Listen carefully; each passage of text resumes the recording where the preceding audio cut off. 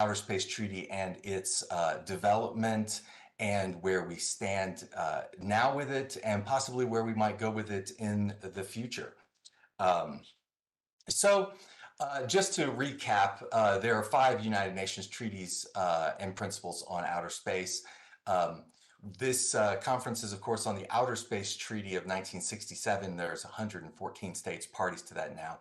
You can see our treaty booklet is here, and that's, of course, the link down below. You can see that on our webpage and download that booklet. It has all of these instruments in it, as well as some others that I'll be going through as well.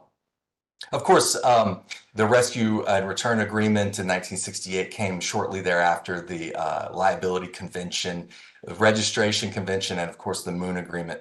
It encapsulates, of course, a lot of these issues that came at the very dawn of the space age.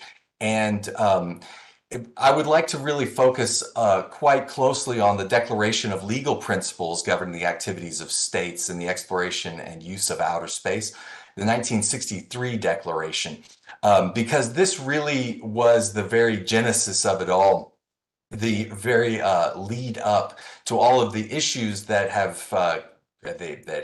found their way into the Outer Space Treaty, have come and they stem from the Declaration. And so we will just begin here in 1957. Soviet Union launches the first satellite, Sputnik 1, on October 4th. Then in 1958, the Soviet Union and the United States both request the General Assembly of the United Nations at the 13th session to consider various aspects of the peaceful use of outer space. And then the item is included on the agenda, the question of the peaceful uses of outer space.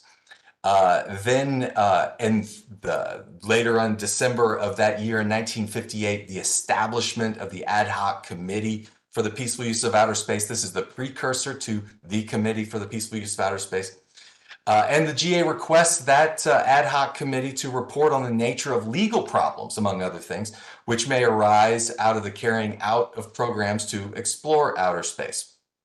And so, over that course of the year, the ad hoc committee met and set up the legal subcommittee.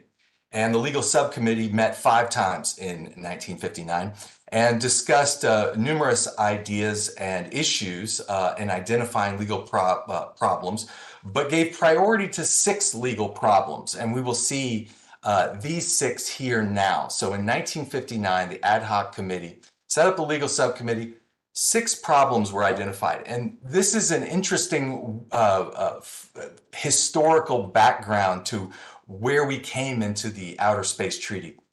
And so one of those legal problems was the consideration of whether there was a general rule through the practice of states in their satellite programs, and that within that context of strictly peaceful uses, outer space is freely available for exploration and use by all, in accordance with existing or future international law or agreements.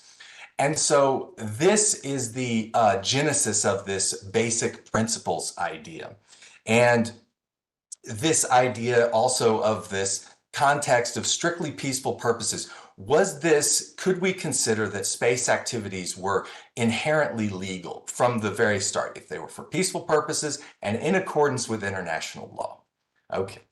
This is a major turning point in our story and where we start heading.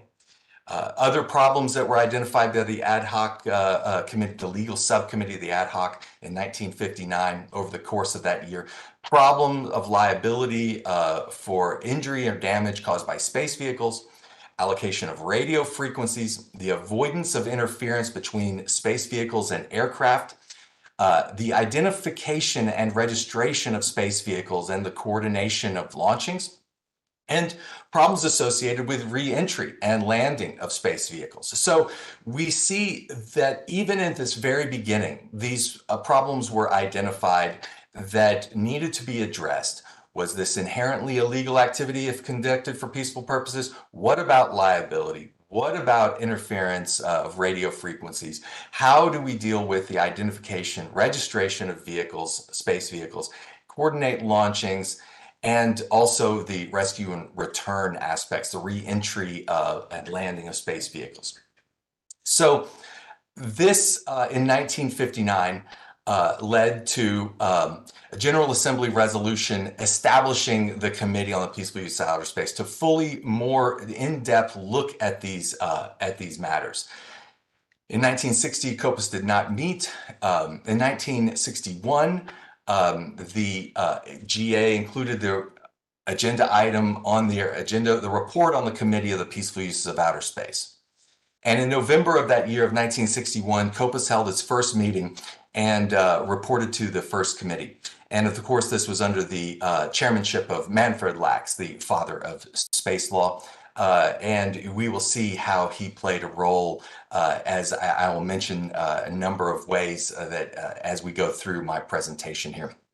And so in that year, in December of 1961, after COPUOS had met, the GA passed Resolution 1721. And this is an interesting phrasing in this 1721, this resolution, where it commended states for guidance in the exploration and use of outer space. So it commended their way in which they were handling this, and that the exploration and use of outer space was for those states. It was going to be handled in a way that was suitable for those states. They were providing guidance on how they were conducting their space activities, and they were to be conducting under the following principles. International law, including the United Nations Charter, applies to outer space and celestial bodies, and outer space and celestial bodies are free for exploration and use by all states in accordance with international law and are not subject to national appropriation. So this is at the very beginning of the resolutions that come on outer space. 1961, 1721 resolution lays out that international law applies to outer space and that outer space is free for exploration and use by all states in accordance with international law and not subject to appropriation. And we will see these features play out in subsequent instruments as we go along. So then 1721 also requests the committee to meet in 1962 to study more legal problems and the exploration and use of outer space. And of course, the seminal 1721B part of this resolution calls upon states launching space objects into orbit or beyond to furnish information promptly to the committee through the Secretary General of the United Nations for registration of launchings, and requests the Secretary General to maintain a public registry and support the exchange of information. This resolution is still used today. We here in the Office for Outer Space Affairs receive registration information from states, not parties to the registration convention, but that file information under Resolution 1721B of 1961 for inclusion into the public registry, and we make those that registry public through our website, and we have an online searchable index that we have developed over the years. And so this is still very relevant, and we can see how these aspects of this 1721 resolution have been implemented and play out into later instruments, and we will see the building up of these later instruments. So in 1962, of course, in the early part of 1962, COPUOS held meetings, and it established the two subcommittees, the Scientific and Technical Subcommittee and the Legal Subcommittee. And the first session of the Legal Subcommittee, chaired by Manfred Lachs, was held from May to June in 1962. And we saw two proposals come through from the United States and a proposal from the Soviet Union. And what did these proposals contain, and how are they related to this work in the ad hoc committee and this identification of legal problems? Well, let's start with the 1962 Soviet Union proposal. And this was in response essentially to the basic principles problem identified in the ad hoc committee. So they proposed 9 points: that exploration and use of outer space be carried out for the benefit and in the interest of the whole mankind. free exploration and use by all states would be enshrined. No state may claim sovereignty over outer space or celestial bodies. All states have equal right to explore and use outer space. And the activities of the conquest of outer space, let's say, must be done in accordance with the United Nations Charter and international law. There would be a emphasis placed upon international cooperation and of states, and some language that created some issues a little bit on use of outer space for propagating war, national racial hatred, these kinds of things. We will see how those ideas played as well. And then continuing on, the interesting part about the Soviet proposal was that cooperation and mutual assistance would be a duty incumbent on all states, of a requirement to engage in international cooperation and mutual assistance. And that activities pertaining to the exploration use shall be carried out solely and exclusively by states. This is an interesting position of the Soviet Union at the time. And then of the sovereign right of states to their objects and shall be retained by them. This language we will see come through in the Outer Space Treaty, in the ownership of objects launched into outer space. The use of artificial satellites would be for collection of intelligence information is incompatible with the objectives of mankind. This is an interesting way that we can see remote sensing principles come later on, much later after this, have a flavor of this, let's say. And finally, states shall regard astronauts as envoys of mankind and render all possible assistance. So these are these 9 points of the Soviet Union's proposal. And of course, there were some issues of language and a bit of a political flavor that could not be agreed on necessarily. But let's look at the United States proposal. Was really related to liability for damage and assistance in return of personnel and vehicles. Of course, liability that was proposed by the United States would be absolute, and that requiring proof of negligence would likely operate as a bar to recovery. This is an interesting way of looking at, of course, liability, and that it would attach for damage on land, sea, and in the air. On the assistance and return of personnel and space vehicles, we see that that these two proposals would find their way into entirely new instruments, while they find their way, of course, into the Declaration and into the Outer Space Treaty. It was considered, even at this time, that the complexities of liability and the particularities of assistance and return would require their own instruments. And so due to, well, as we can predict, sometimes in our committees, there was no consensus on certain matters regarding the Soviet Union proposal. With the phrasing and the basic principles, there were complexities in of the liability and questions of establishing a working group or a panel of experts, which is, of course, familiar to our work in the legal subcommittee even to this day. Sometimes these take a bit of working out and are a bit difficult, and I'm sure no one is surprised even that it was at that time difficult. And of course, it was considered that assistance in return was seen as a priority. Assistance to astronaut and return of space objects, it was seen as a priority. But again, whether it should be a separate document, how it could be incorporated into a basic principles document was a question. In 1962, the General Assembly met, of course, and expressed regret that there was no consensus on the output, let's say, of this year. Requested the legal subcommittee to urgently continue and elaborate an agreement that would cover the basic principles, liability, and assistance in return. So with that driven mandate, 1963, the legal subcommittee meetings in the second session under the chairmanship of Manfred Laxagen, agreement was made on a compromise language where there was consensus. Consensus was formed on numerous points.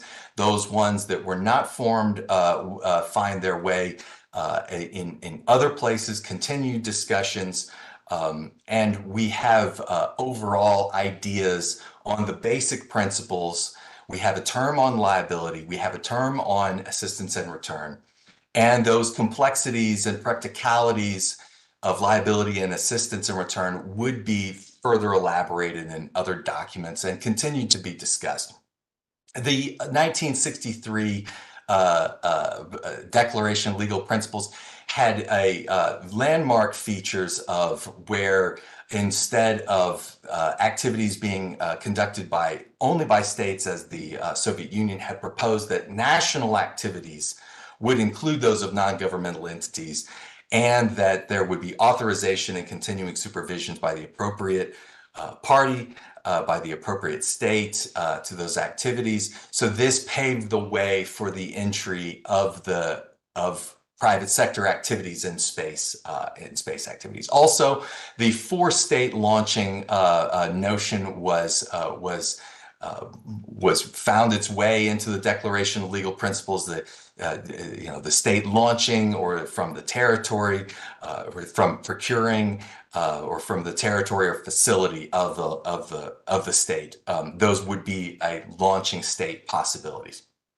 And so 1963 agreed on the Declaration of Legal Principles governing the activities of states in the exploration and use of outer space.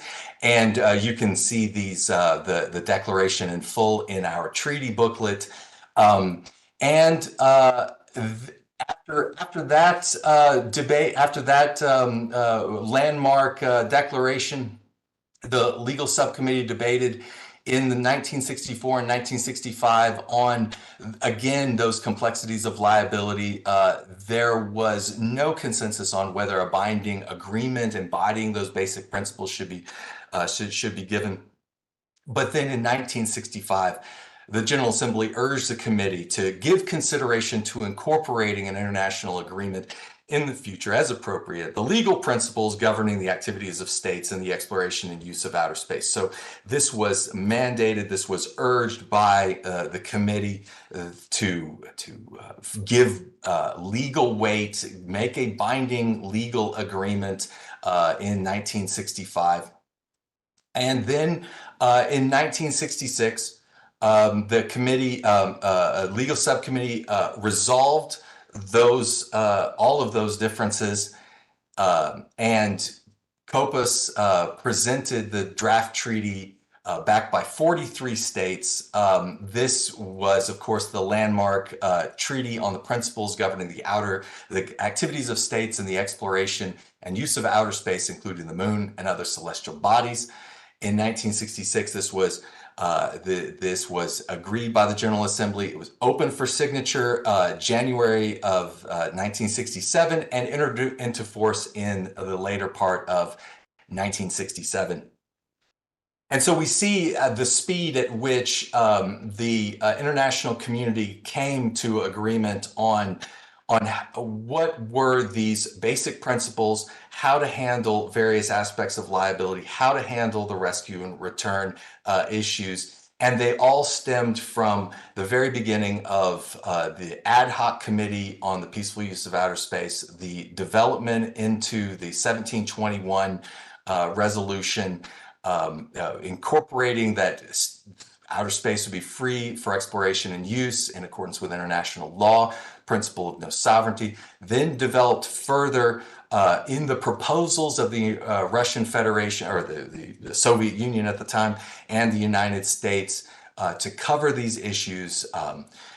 In the feeling in the mid-60s of this, of a period of slight, I would say, détente, as later Vladimir Kopal would call it, in the Cold War, time was ripe to solidify these into an actual treaty, more than a declaration.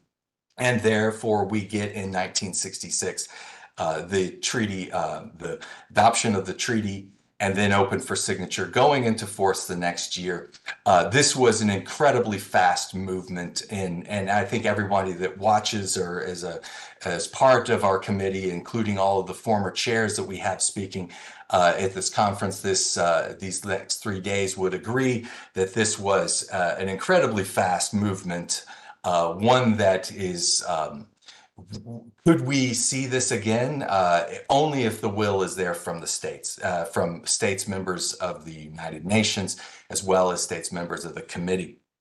So we go to, what does the Outer Space Treaty contain? It has all of those features, benefits and interests of the countries. We'll have here speakers on this today. The free exploration and use under Article 1.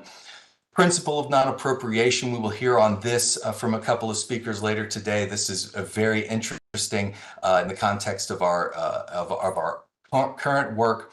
Of course, international law and the United Nations Charter applies. We will hear more on this as well.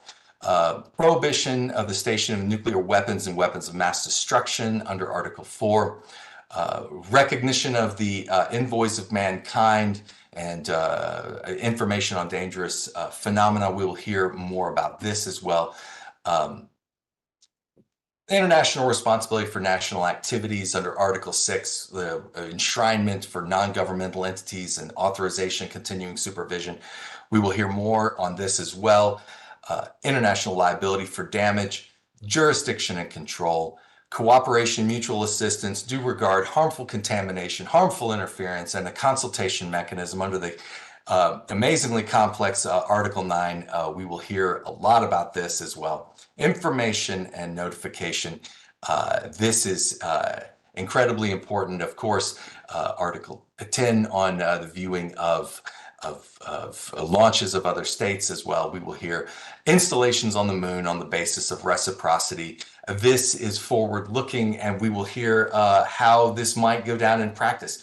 So these are these features of the Outer Space Treaty. We see these coming from the very first identification of those issues under the ad hoc Committee on the Peaceful Use of Outer Space, a charge and a march right through the Declaration on Legal Principles, finding their way in the Outer Space Treaty. We have activities today that fit in all of these areas, and we will hear speakers talk about these, each one of these articles. That's why I wanted to arrange this entire conference in this way, so that we would hear these various different perspectives on all of these different activities that fall within the Outer Space Treaty in this kind of way, because this is still relevant to all the work that we're doing. And we see this as the progressive development of space law. We see these elaboration of these treaties were already of these identified areas. As I mentioned, Rescue and Return Agreement, 1968, Liability Convention, the Registration Convention, all had their root in the Declaration, in those very first ideas. And that was, of course, to find a way to ensure that through those basic principles that space activities would be considered a legal activity done for peaceful purposes and in accordance with international law. These was the treaty-making era into the 1970s. Then elaboration of principles to cover other emerging issues, direct TV broadcasting principles, respecting the sovereignty of states, from television broadcasting signals coming into their jurisdictions, remote sensing principles. This is the flavor of intelligence gathering, let's say, finding its way into a principle much later, 1986. Nuclear power source principles, information sharing on nuclear power sources, and a recognition of the usefulness of nuclear power sources. But of course, caution must be maintained on those nuclear power sources in Earth orbit, recognizing their benefit for deep space exploration. And of course, that was coming from, of course, the deorbiting of a satellite with nuclear power source of Canada, the Cosmos. And so those principles came out even 10 years later. Benefits declaration and international cooperation, enshrining that international cooperation would be voluntary and on terms of those cooperating states. 1996 leads the way, of course, for states to determine for themselves as sovereign states how they will engage in international cooperation and for what purposes. Then resolutions stemming from the practice of states, recognition of geostationary orbit as a limited resource, and the ITU's work in managing those frequencies and preventing harmful interference. Launching state resolution, of course, on elaborating the concept of the launching state for purposes of both registration and liability. The registration resolution as well came through to recognize the various differences in the ways that states were registering satellites and to try to find a way to consolidate that type of information. And of course, national legislation for promoting space activities. The authorization and continuing supervision comes into play in all the way into 2013. So this is this progressive development of space law, all stemming from issues identified at the very dawn of the space age, and then elaborated through the work of the legal subcommittee and the scientific and technical subcommittee as well, for that input that is so necessary for understanding both the development of space activities and then legal issues that come from those.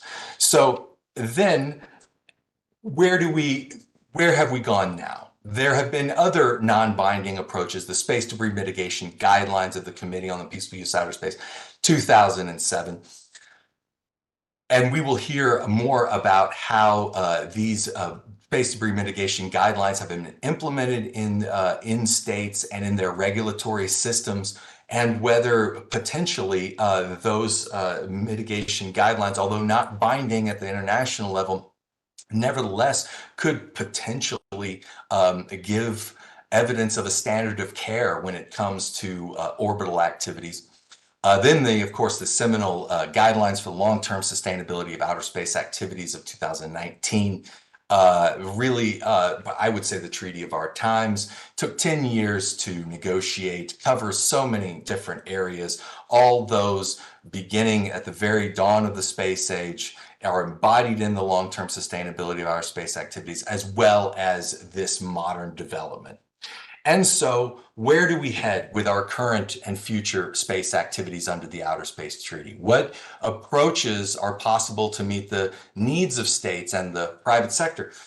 What we have seen recently over these last number of years is a huge increase of space activities, orbital congestion, as they call it, and lots of orbital space objects are at play.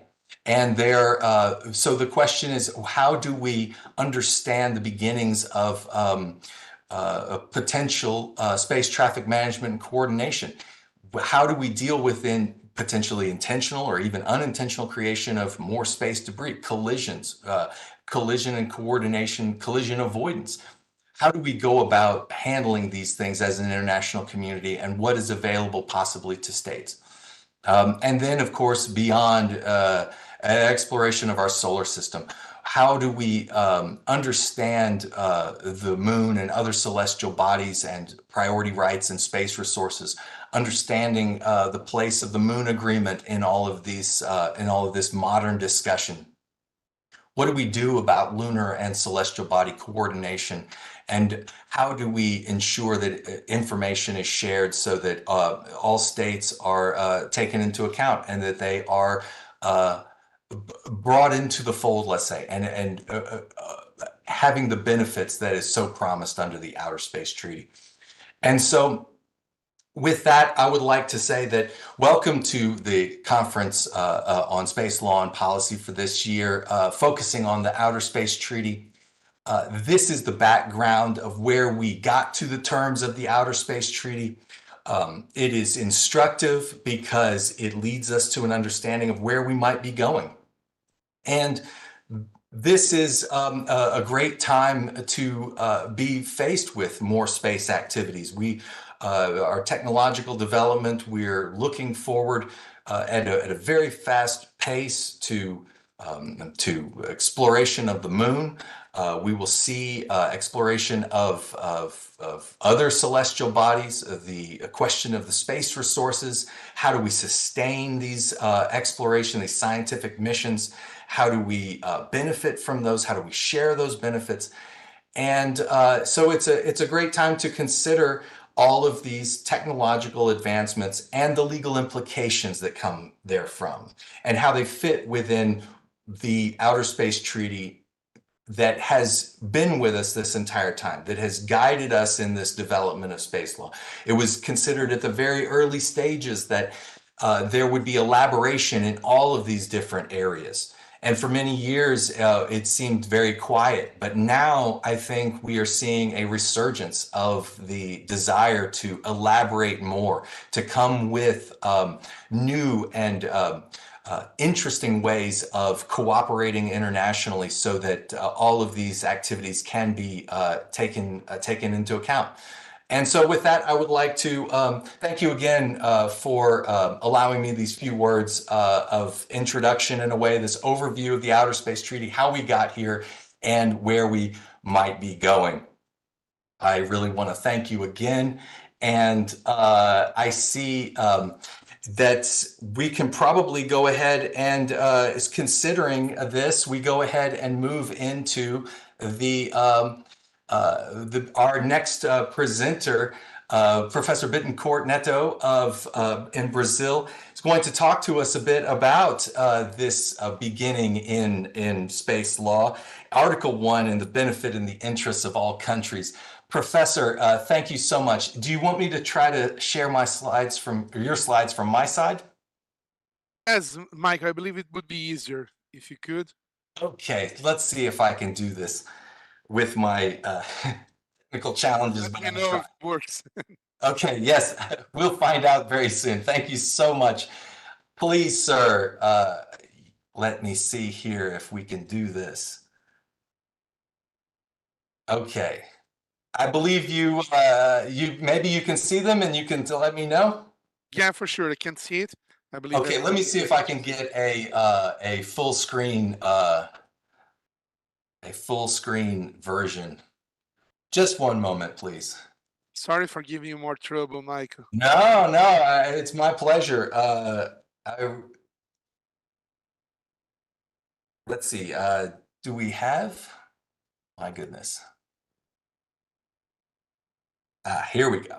Sir, please, you have the floor. Thank you so much again. No, thank you so much, dear Michael. Thank you to all the colleagues from UNOOSA. I really would like to thank the organizers for the kind invitation to participate in this year's United Nations Conference on Space Law and Policy. Please accept my sincere gratitude. I'm really thrilled to be here with each one of you today. And I would also like to greet my fellow speakers for today, Andre Mistal, Gabriel Sweeney, Terry Brizibe, and Stephen Freeland.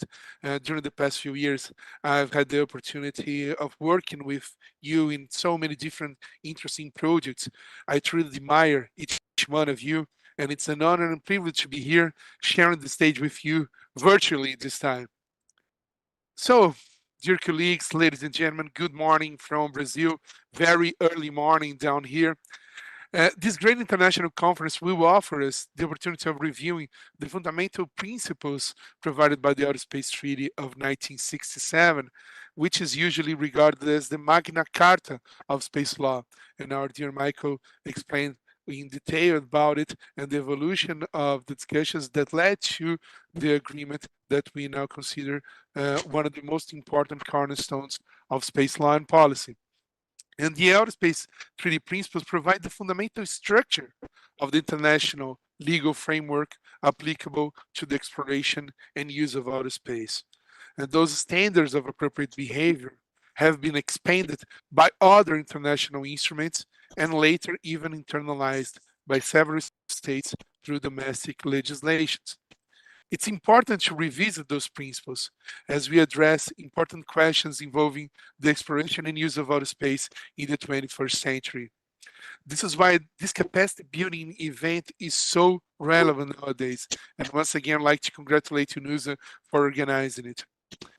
I feel humbled for the opportunity to be here and be part of this fantastic group of experts, which were carefully selected to share their knowledge, experience, and perspectives with all of us in relation to important provisions of the Outer Space Treaty.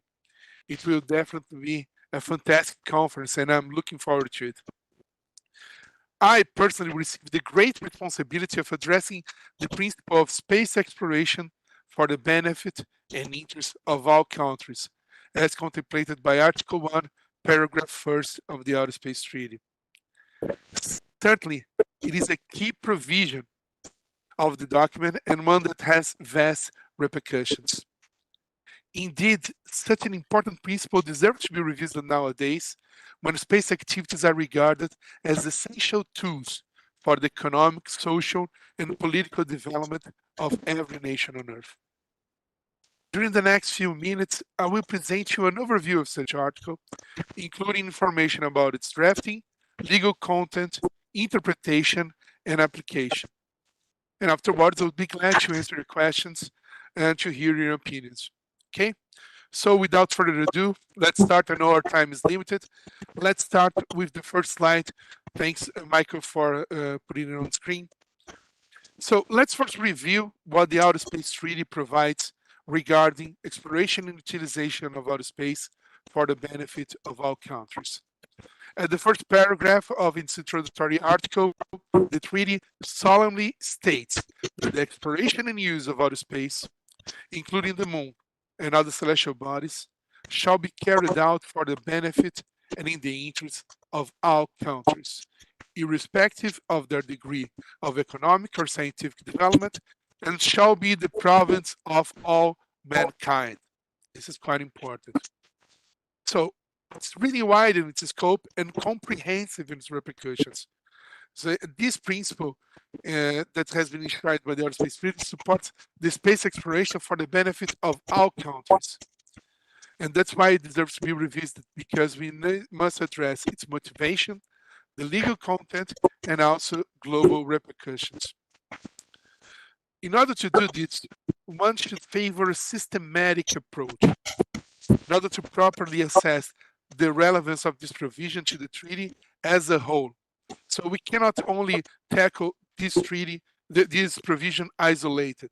We must consider the relationship between this provision and others in the treaty. The principle of exploration and use of outer space for the benefit of all countries must be considered alongside the principles of freedom of access, non-appropriation of outer space, and due regard for the corresponding interests of all states. Of course, those principles will be later addressed by my colleagues. Next slide, please, Michael. Thanks. So now, considering the drafting of this particular provision, it's always important to study it to understand the motivations that led delegations to accept this wording. In its essence, Article 1, Paragraph 1st of the Outer Space Treaty reflects the first principle of the 1963 Declaration of Legal Principles governing the activities of states in the exploration and use of outer space. And that first article reads as follows, and I quote, "The exploration and use of outer space shall be carried on for the benefit and in the interest of all mankind." At multiple sessions at the United Nations Committee on the Peaceful Use of Outer Space, the COPUOS, many views were presented by delegates regarding the provision's content and also proper positioning in the Outer Space Treaty structure. The final wording, which were accorded by the delegates, makes it clear that the exploration and use of outer space shall take into account global benefits and repercussions. Therefore, the exploration and use of outer space must be perceived as constructively beneficial to everyone, acknowledging different perspectives. Accordingly, all nations, whether capable or not of developing autonomous space activities, are entitled to participate in the space age. This is a really key provision for every developing state. Nations of what we now recognize as the Global South played an important part during the drafting of the Outer Space Treaty as a whole. And working together, they were able to present their considerations and also have their voices heard. And this is a moment that I would like to recall that the Brazilian delegation, in particular, supported that such provisions should be included in the operative part of the treaty and received overwhelming support from other developing nations on that regard. Now, please, the next slide, Michael, if you may. Thanks. Now, considering the legal content of Article 1. Here we have a significant legal content. Why is that? Because, first of all, there seems to be no valid reason why the text of Article 1 should not be regarded as stating a binding legal obligation. And it acknowledges and anticipates the global impact of space activities around the globe, while it takes into consideration the desires and demands of all countries on that regard. We must never lose track of the moment when the Outer Space Treaty was drafted back in the late 1960s. By contemplating the concerns of non-spacefaring nations, it was such an inclusive provision and quite relevant back then to developing nations as a whole, because that was a time when space activities were basically reserved to the major global powers. But arguably, the most important legal implication of the provision is that it codified the public interest in outer space. Consequently, the perspectives of all states, North and South, East and West, large and small, they all shall be taken into account as far as the exploration and use of outer space are concerned. So the common good served as a North Star for the international delegates while drafting the Outer Space Treaty, considering the vast strategic implications related to space activities in general.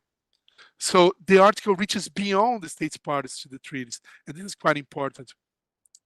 Nowadays, it's fully realized that by conjugating international recognition and practice, the provision has arguably attained the status of international custom, applicable erga omnes to every nation on Earth, even to states that are not parties to the Outer Space Treaty.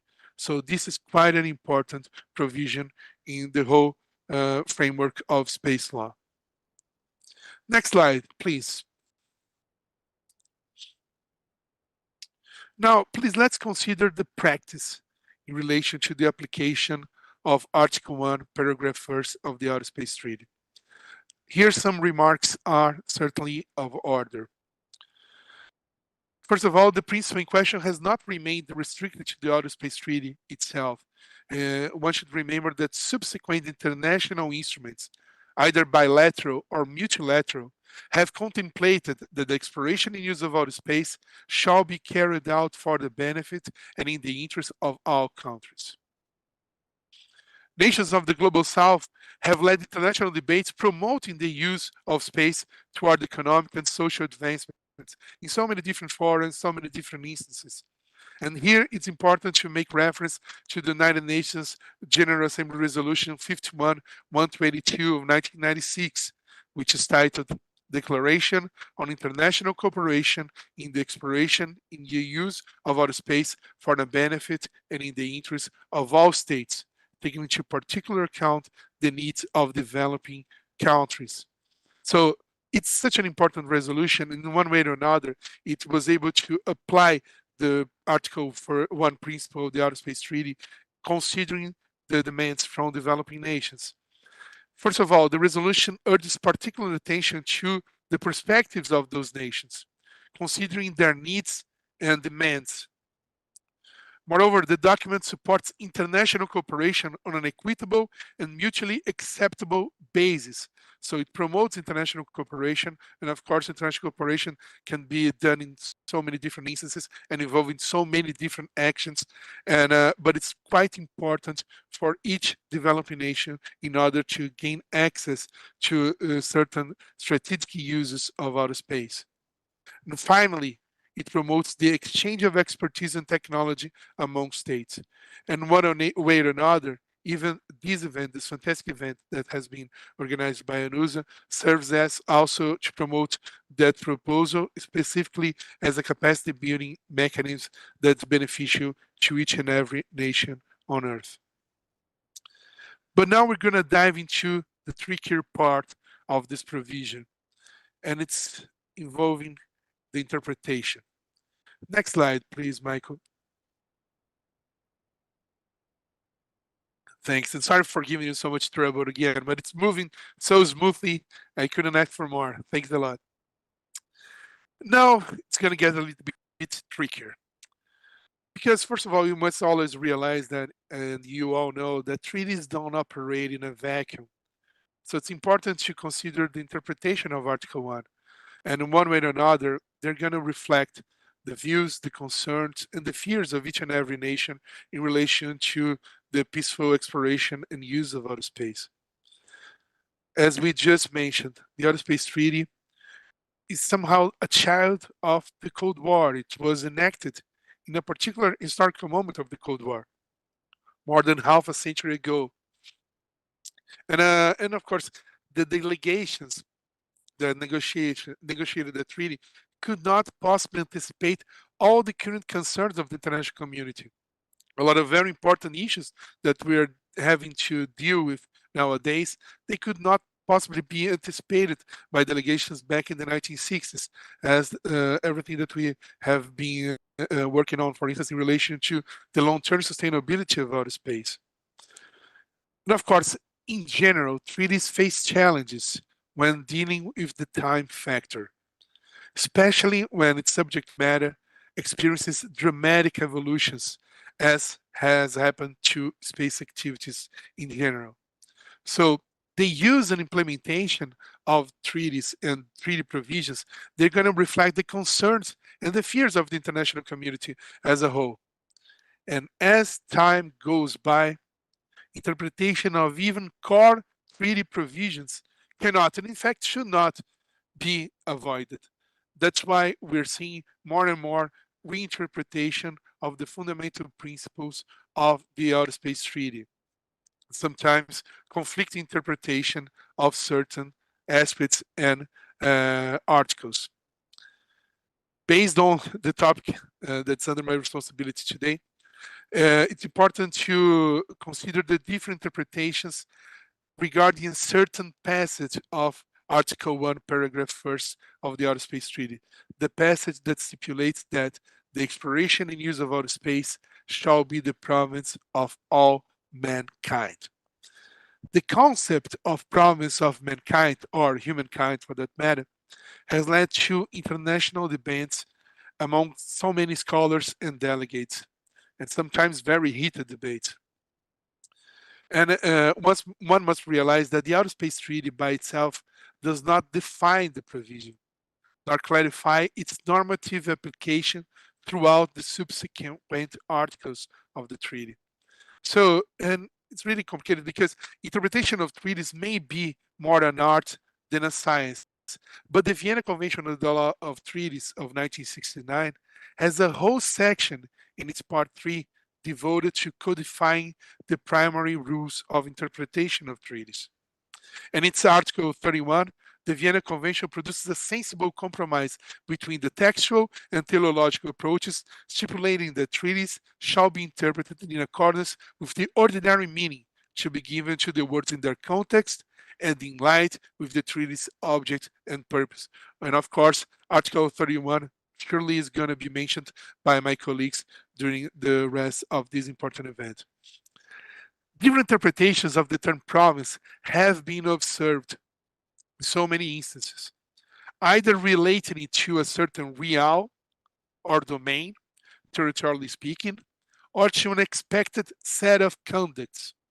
So, nevertheless, it seems clear that the said provision establishes a link between the exploration and use of outer space on one hand and the related benefits to all countries. Reference to humankind in Article 1 also serves to clarify the ample scope of repercussions of space activities to everyone, which was anticipated by the delegates back then, irrespective of their nationality or country of residence. Additionally, we may even observe that Article 1, Paragraph 1 has also served as the threshold for different regulatory efforts regarding the long-term sustainability of outer space, as, for instance, the 2019 UN COPUOS guidelines. But that is not the only topic of contention when we address different interpretations of Article 1. Please, Michael, the next slide. So, given the evolving nature of space activities, the general legal status of outer space has led to intensive debates, and Article 1 plays a relevant part on it. When reviewed in conjunction with the remaining treaty, Article 1 may be construed as classifying outer space as a case of global commons. Such conclusion emerges from the understanding that the outer space constitutes a resource domain to which all nations have access, but to which none has the right to claim sovereignty.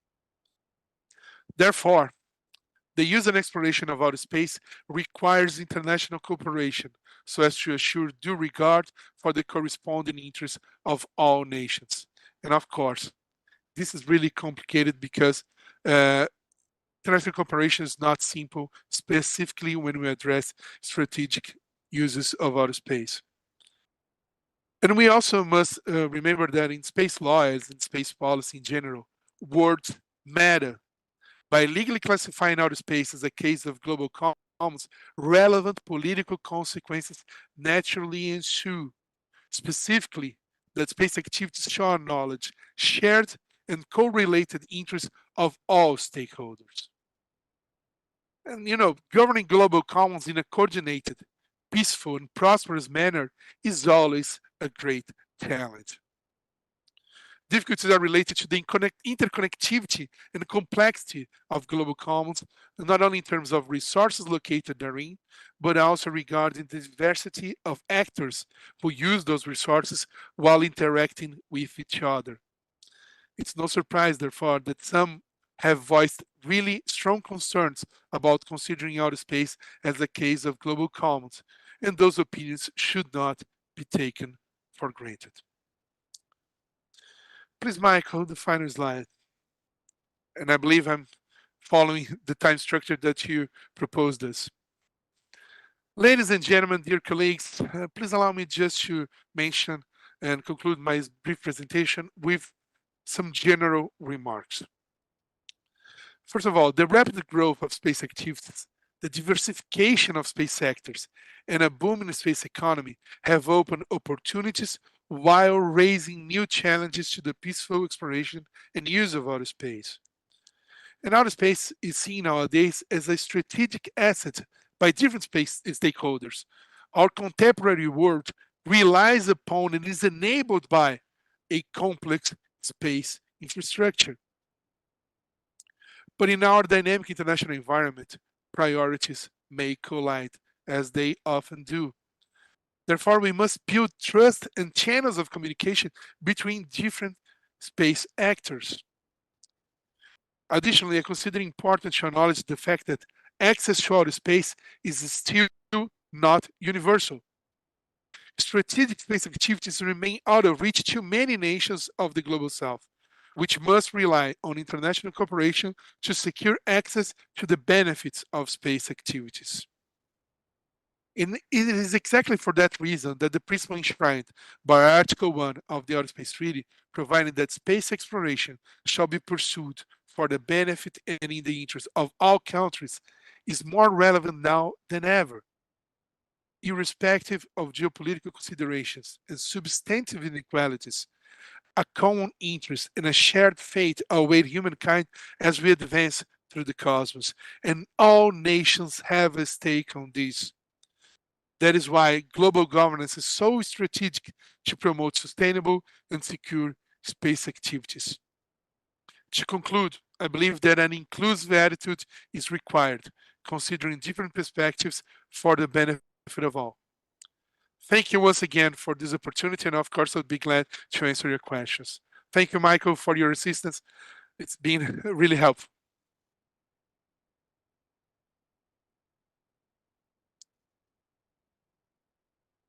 Michael, microphone. Your microphone, Michael. Thank you very much. Thank you very much again, Professor. I really appreciate your contribution, your words on this. Just 1 second while I look at the chat. Maybe you could just elaborate a little bit more. Would you see the opportunities for cooperation in developing more and the understanding of the benefits of outer space and how those could be more effectively shared as we look to all of those future activities that we're looking at? Maybe you can share a couple of words while I look at the chat for any other questions. Thank you. It's really important to consider the importance of international collaboration and cooperation in relation to so many different topics of the day, not only in relation to the long-term sustainability of outer space, but in relation, for instance, to lunar activities or space traffic management, space security. It's important to somehow find ways to uh, close those gaps, and most importantly, to build bridges among nations in relation to several different topics. And of course, we're living in a difficult moment internationally, and so many issues are capable of dividing delegations, dividing nations, and not only among itself, but inside themselves. So this is really a complicated moment, and there's a lot of conflict in relation to certain topics of space law and policy and space activities in general. But conflict is not a bad thing by itself. And I'm not saying wars, I'm saying conflicts, differences of opinion. Conflicts are part of life. And exactly by dealing with conflicts, we can have a more inclusive approach, accepting and understanding different perspectives and demands from different stakeholders. The problem are not the conflicts by themselves, it's how we're going to deal with those conflicts.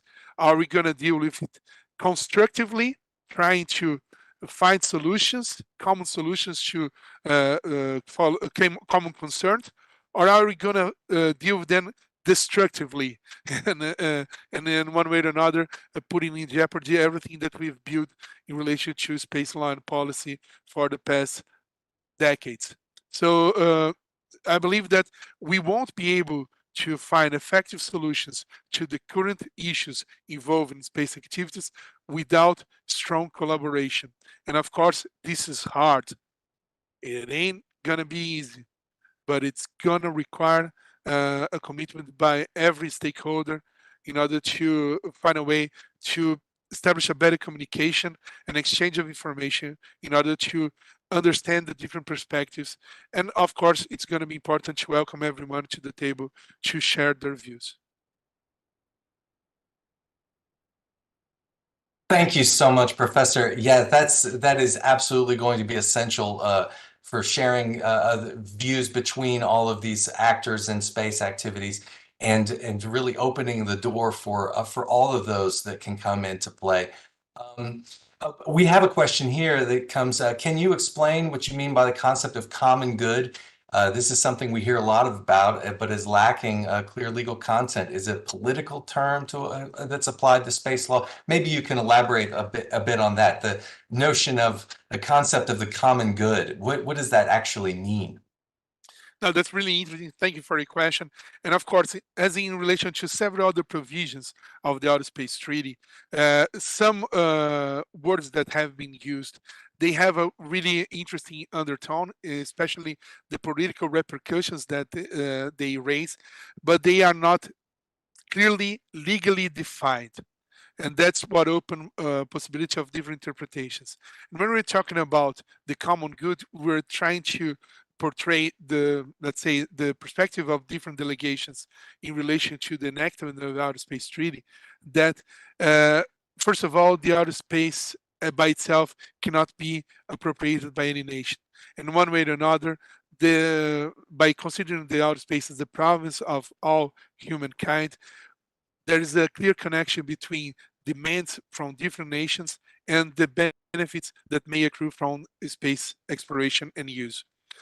But what you mentioned is really interesting, because clearly when we mention the wording common good, this is not only a legal concept, it's also a political statement, and of course with moral undertones, and it must be interpreted in that way. Because when we address the possibility of understanding space activities as having multiple impacts and affecting everyone around the globe, this is not only a legal concept, it is also a political statement. And there are several provisions of the Outer Space Treaty that goes in and venture to that direction. And of course, I could be speaking about it for hours. I don't want to invade the time slotted for my colleagues, but I would like just to mention this.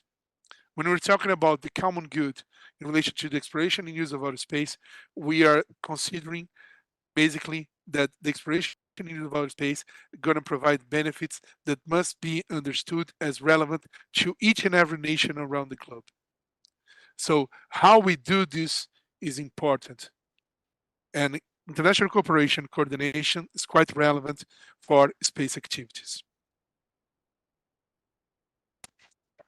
I really appreciate it, you sharing your views on this, and it's incredibly important that we keep these aspects in mind. This is the basis of international cooperation to ensure that we achieve the common good and through these space activities, that these benefits, that space activities remain, in the interest and for the benefit of all countries, just like the Outer Space Treaty says. This was, as I was relating at the very beginning, this was a consideration that was seen as really a basic principle that would allow space activities to be considered, along with their being for peaceful purposes, that they work to benefit all of humankind. This aspect has carried forward since the very dawn of the space age, and through the proposals of the Soviet Union at the time, and through the agreement by consensus on the Declaration of the Legal Principles and on the proposed treaty that has now become the treaty, which was, like I was saying, it took such a rapid pace in development in those early years, that this really was at the core of it, was this benefits for all, this method and mode of international cooperation. And with that, I'd really like to thank you again for sharing your views. Brazil has always been a proponent of this particular aspect and topic, and even in these latest days of the debate on the space resources and the development of the working group on space resources, Brazil was conscious to include into the mandate that this would be that there would be aspects related to understanding how to share the benefits derived from outer space, whether those be informational, scientific, and technological, as well as how and understanding how the commercial exploitation would eventually play out. And with that, I would like to thank you again for sharing your views. And speaking of the working group on space resources, I note that we have our distinguished former chair of the legal subcommittee, our current chair of the working group on space resources, our illustrious Ambassador Andrei Mishtal. And please, sir, if I can give you the floor to talk about